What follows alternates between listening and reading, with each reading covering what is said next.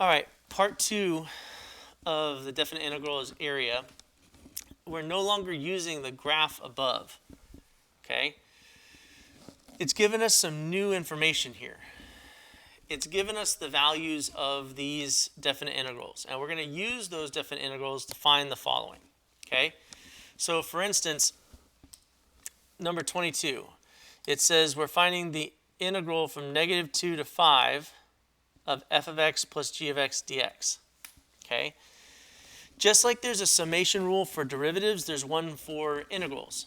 So basically, this integral of 22 is the same thing as saying the integral from negative 2 to 5 of f of x dx plus the integral from negative 2 to 5 of g of x dx.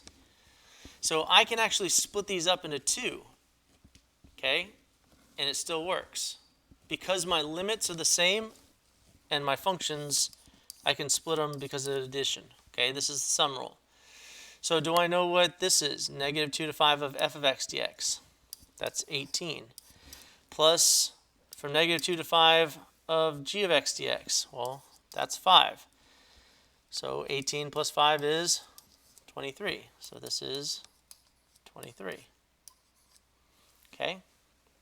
So we're just using these sum and difference rules to get what they've given us to look and use what we have here. So let's look at number 23. 23 says we have the integral from negative 2 to 5 of f of x plus g of x minus h of x. So basically this is 18 plus 5 minus negative 11. So we just did 18 plus 5, that's 23, plus another 11, that is 34. So this is 34. Okay? So basically we're just talking about areas here. Okay? We can add them, we subtract them, we can multiply them, we can do whatever we do with normal numbers. Okay? But we just have to keep in our minds that these values are areas under a curve. Okay? So, number 24. Okay? We've got the integral from 5 to negative 2 of 4 g of x dx. So this is the same thing, okay, as negative of negative 2 to 5 of g of x dx. And I'm going to move the 4 out front.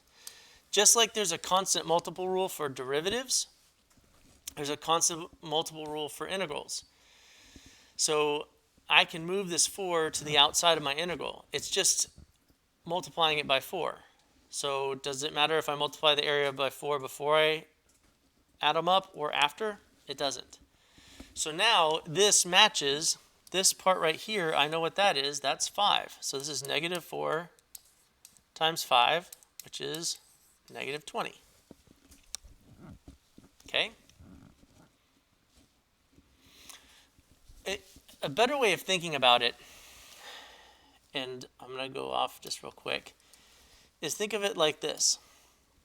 We're talking about area under a curve, right? So let's say this is my area, okay? From here to here. This is A, this is B, okay? And I know this area, let's say this is 10.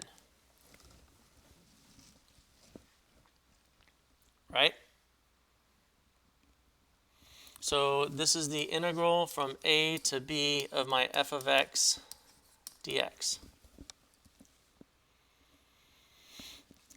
If we vertically stretch this, basically if we're saying 4 times f of x, if you remember our transformations, this is basically saying that we're vertically stretching, which means we're taking these coordinates here and every point in between and vertically stretching it by a factor of 4, which means we're increasing the height of it, which means we're also increasing the area of it. Okay, and so that's basically what we're doing here, okay, for these problems. Let's do number 25, okay, because this is where it gets interesting. All right, 25. So what I'm going to do is just like I did for number 22, I'm going to split this up. So this is from negative 2 to 5 of g of x d of x plus the integral from negative 2 to 5 of 2 dx. Okay, well, I know what this one is. This one is 5 plus, think of it this way. We're talking about area under a curve. What is this curve? What is this function? 2. It's a constant function, which means it's a height of 2 the entire time between negative 2 and 5. So we're basically talking about a rectangle here. We're talking about a rectangle of height 2 times a width of 7 from negative 2 to 5. So our area is going to be 5 plus 14, which is 19.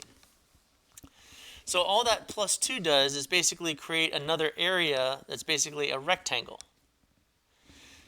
Okay, that's what we just talked about. Again, if I go back to this idea of this area, okay, if I took this area, f of x, and added 2, that transformation is basically shifting this area up 2.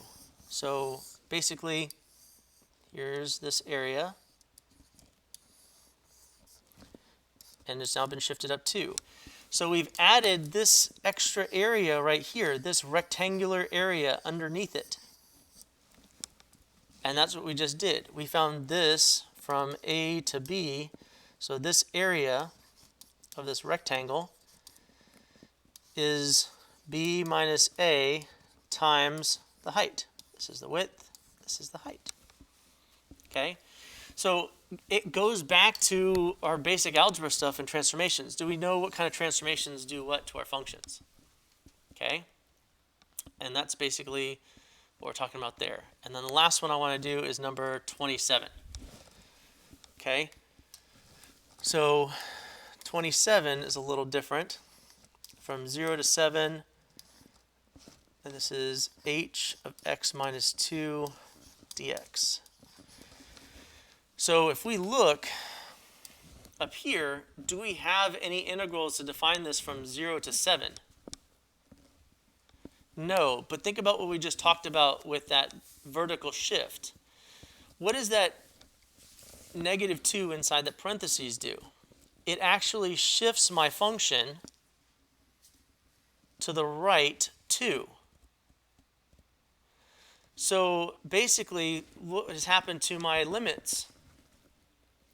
My limits used to be from negative 2 to 5, but now it's shifted from 0 to 7. So this integral from 0 to 7 of h of x minus 2 has the exact same area as the integral from negative 2 to 5 of h of x. They are equivalent. Because I shifted the function over, I also shifted my upper and lower limits, which means they are equivalent, and the area is negative 11. So this is part of the thing that you have to realize. Since we're talking about areas, anything I can do to the area, I can also do it to its limits and keep it constant. Okay? So just be careful. One of the hardest things to remember when we start doing these algebraically is this whole idea of area and how it affects the graph and how it affects the actual transformations.